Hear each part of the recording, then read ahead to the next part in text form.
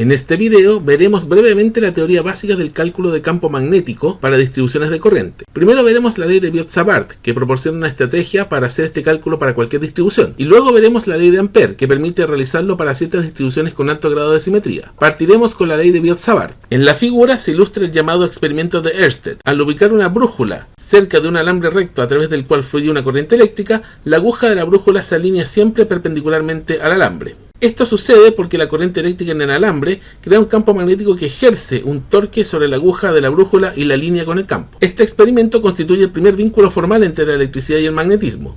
Demostró que no solamente los imanes provocan campo magnético, sino que además lo hacen cargas eléctricas en movimiento, es decir, corrientes eléctricas. Este fue el punto de partida del desarrollo de una teoría formal de electromagnetismo. Tal como se aprecian en las figuras mostradas, las líneas de campo magnético alrededor de un conductor recto por el que fluye una corriente eléctrica forman circunferencias concéntricas alrededor del alambre, aquí se aprecia, cuya dirección se puede determinar a través de la regla de la mano derecha. Si se invierte el sentido de flujo de la corriente eléctrica, se invertirá la dirección del campo magnético alrededor del conductor. La ley de Biot-Savart, bautizada así en honor de los físicos franceses Jean-Baptiste Biot y Félix Savart, permite determinar el vector campo magnético creado por corrientes eléctricas estacionarias. Es una de las leyes fundamentales de la magnetostática y es análoga a la ley de Coulomb en la electrostática. La ley se ilustra en esta figura. Considere un conductor a través del cual fluye una corriente I, es este conductor de acá. Considere un vector elemento de corriente, que es este de acá, de magnitud ds y cuya dirección es la de la corriente, y un vector R que parte desde el elemento de corriente y termina en el punto donde interesa calcular el campo magnético. El ángulo θ es el ángulo mínimo entre los vectores ds y r y puede variar entre 0 grados y 180 grados. El vector elemento de campo magnético de B se puede expresar de las siguientes dos formas: mu sub 0 por I por el producto cruz entre los vectores ds y el vector unitario de la dirección de r dividido en 4pi por la magnitud de r al cuadrado,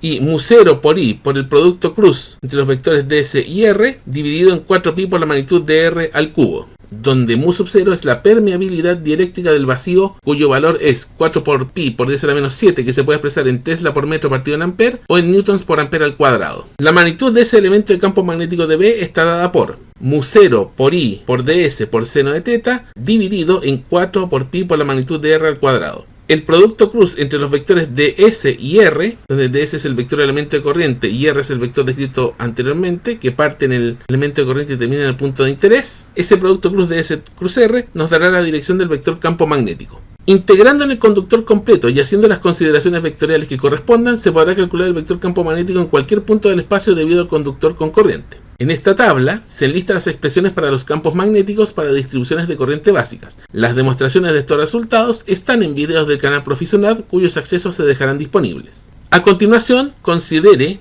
el caso de la fuerza entre conductores paralelos con corriente eléctrica. En el video del canal Profisunab, cuyo acceso se dejará disponible, se analiza esta situación con detalle. Considere dos conductores paralelos 1 y 2. A través de los cuales fluyen corrientes I1 y I2 respectivamente. La distancia constante entre los conductores es d. Del análisis se concluye que si las corrientes tienen iguales sentidos de flujo, los conductores se atraen y las fuerzas son de atracción. Si las corrientes tienen sentidos opuestos de flujo, los conductores se repelen y las fuerzas son de repulsión. Para una longitud L de los conductores, la magnitud de la fuerza magnética de un conductor sobre el otro está dada por mu 0 por L por I1 por I2 dividido en 2pi por d. A continuación hablaremos de la ley de Ampère. De manera análoga a la ley de Coulomb para el campo eléctrico, la ley de Biot-Savart permite calcular el vector campo magnético de cualquier distribución de corriente. De manera análoga a la ley de Gauss para el campo eléctrico, la ley de Ampère permite calcular la magnitud del campo magnético en distribuciones de corriente que presenten grados particulares de simetría de forma simple y elegante. Considera una distribución de corrientes como la de la figura. Dentro de la distribución se traza un anillo amperiano C, que es una curva cerrada que encierra alguna de las corrientes. Esta curva es recorrida en una dirección elegida arbitrariamente, que puede ser horario o antihorario. Se define ds como el vector elemento de línea del anillo amperiano cuya dirección es la de recorrido. Se define B como el vector campo magnético en el punto de ubicación del vector ds. Se define la integral de línea del campo magnético como la integral del producto cruz entre los vectores B y ds calculada en todo el anillo amperiano C. De acuerdo a la ley de Ampère, esta integral de línea es igual a mu sub 0 multiplicado por la corriente I encerrada por el anillo amperiano.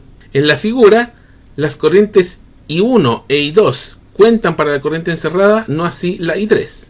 Si el anillo amperiano se recorre en sentido antihorario, las corrientes salientes se consideran positivas y las corrientes entrantes se consideran negativas. Si, por el contrario, el anillo amperiano se recorre en sentido horario, las corrientes entrantes se consideran positivas y las corrientes salientes se consideran negativas. La aplicación de la ley de Ampère para calcular magnitudes de campo magnético se puede hacer para distribuciones de corriente muy simétricas, para las cuales se conocen las líneas de campo magnético y para las cuales se puede elegir un anillo amperiano ideal de perímetro L que cumpla las siguientes condiciones. Primero, magnitud de campo magnético constante en todo el anillo amperiano. Luego de esto, siendo θ el ángulo mínimo entre los vectores B y ds, que puede tomar un valor entre 0 y 180 grados, hay dos situaciones que se consideran posibles para un anillo amperiano ideal.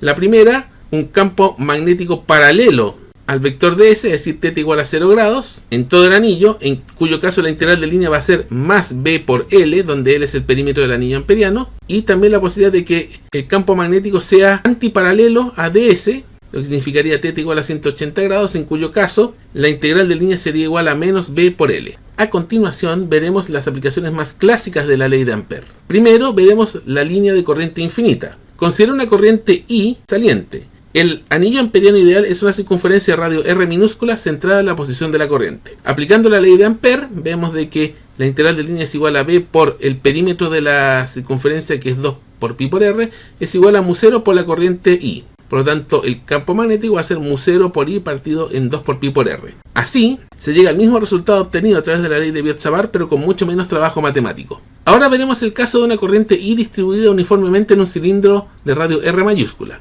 En este caso, la densidad de corriente J a través del cilindro, que es corriente partido por área, es constante. En este caso, el anillo amperiano ideal es una circunferencia de radio R minúscula coaxial con la distribución. Aquí vamos a tener dos casos. Uno, cuando la distancia del centro R minúscula es mayor a R mayúscula, o sea, cuando el anillo encierra la distribución completa. Y dos, cuando el anillo encierra a una parte de la distribución completa, es decir, R minúscula es menor a R mayúscula. Primero analicemos el caso del anillo 1, R minúscula mayor que R mayúscula. Aquí tenemos la integral de línea, que es igual a B por 2 pi por R, es igual a mu0 por la corriente I, y llegamos a B igual a mu0 por I dividido en 2 por pi por R, que es el mismo caso de la línea de corriente infinita. Aquí no hay ninguna novedad. La cosa se pone un poco más compleja para el anillo 2, R menor que R, donde tenemos la misma integral de línea, igual B por 2 pi por R, pero ahora esto es igual a mu0 por la corriente encerrada. Este anillo encierra una parte de la corriente, no encierra todo, entonces hay que calcular esa corriente que encierra. Como la densidad de corriente es constante, tenemos de que la densidad de corriente para el cilindro completo, que es la corriente total I partido por pi por R al cuadrado, va a ser igual a la densidad de corriente del anillo 2, que sería la corriente encerrada, que es lo que queremos calcular, partido por el área de ese anillo, que es pi por R al cuadrado. Despejando de acá nos va a dar que la corriente encerrada es R minúscula al cuadrado partido en R mayúscula al cuadrado por I. Y esto se reemplaza en la expresión de más arriba, donde nos queda que el campo magnético va a ser mu0 por la corriente encerrada partido en 2 por pi por R. Se reemplaza la corriente encerrada por R minúscula al cuadrado por I partido en R mayúscula al cuadrado. Se simplifica y llegamos a este resultado final. Mu0 por I por R minúscula partido por 2 por pi por R mayúscula al cuadrado. En este gráfico, para distancias al centro R minúscula menores que R mayúscula, la magnitud del campo magnético es directamente proporcional a R minúscula. Por otra parte, para distancias al centro R minúscula mayores que R mayúscula, la magnitud del campo magnético es inversamente proporcional a R minúscula. Finalmente, un par de dispositivos prácticos que se pueden analizar usando la ley de Ampère son el solenoide y el toroide. Un solenoide, como el que se muestra en la figura, es un alambre largo devanado en una hélice fuertemente apretada y conductor de una corriente I, donde la longitud del solenoide es mucho mayor que su diámetro. En el interior del solenoide y razonablemente lejos de las espiras, el campo magnético B es paralelo al eje del solenoide. Para efectos de análisis se considerará el caso ideal, en el cual el campo magnético es uniforme dentro del solenoide y con dirección paralela a su eje, y el campo magnético fuera del solenoide es nulo. Para un solenoide de N mayúsculas espiras, longitud L, y a través del cual fluye una corriente I, el campo magnético al interior de la espira está dada por mu0 por I, por lo que se llama la densidad de espiras por unidad de longitud N minúscula, que se obtiene dividiendo el número de espiras por la longitud. Es esta expresión de acá. Por su parte, un toroide, como el mostrado en la figura, es un solenoide doblado en forma de rosca. Las líneas de campo magnético están concentradas en el interior del toroide formando círculos concéntricos. Considera un solenoide de radio interior A, radio exterior B, que tiene N vueltas y a través de la cual fluye una corriente I. La magnitud del campo magnético para un radio R mayor que A y menor que B está dada por mu0 por N por I dividido en 2 por pi por R. Y con esto damos por terminado el video.